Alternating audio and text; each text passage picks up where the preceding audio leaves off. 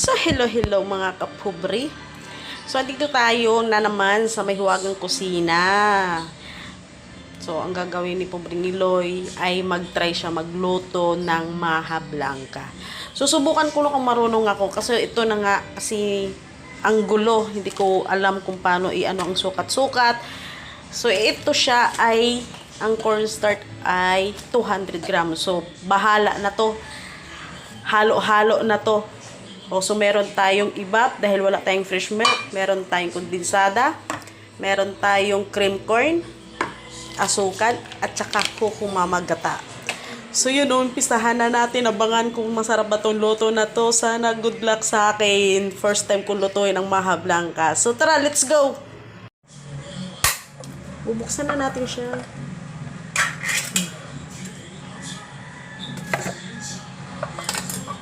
Tapos ito iba. Sana nga lang talaga magawa ako. Wala lang, nagkikrib lang kami ni TV ng maha. Parang namimiss lang namin yung mga kakanin-kakanin. So yan, lalagyan na natin siya.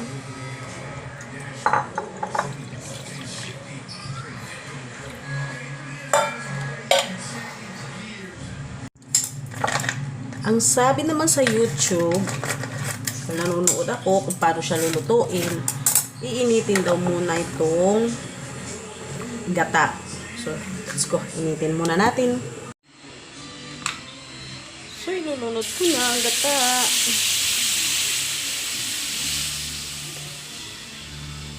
Tapos, pakulo-kuloin lang siya ng kunti. So, tutunawin na natin yung cornstarch para mamaya ready na sa paglunod pag mainit na yung gata. Hayaan nyo na yung kalat. Ganun naman po talaga magluto. Makalat, di ba? So, ayan na. Mainit na siya. At ilulunod na natin yung condense. At syempre, susunod na rin natin yung asukal. Lulunod ko na yung cream corn.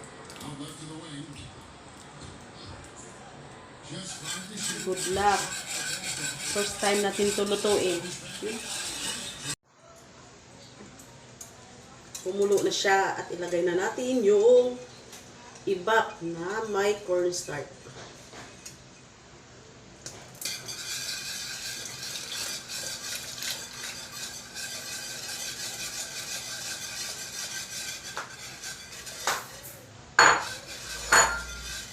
Good luck kung lalapot ba to.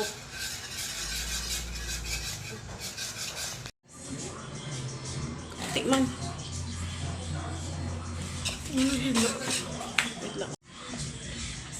So, ayan na siya. Lumapot na. Parang feel ko ay kanin na maha. Kanin na maha o maha Salvador na to.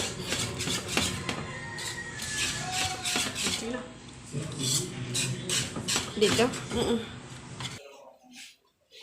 At ayan na, luto na ang maha Salvador ng Pobring Iloy.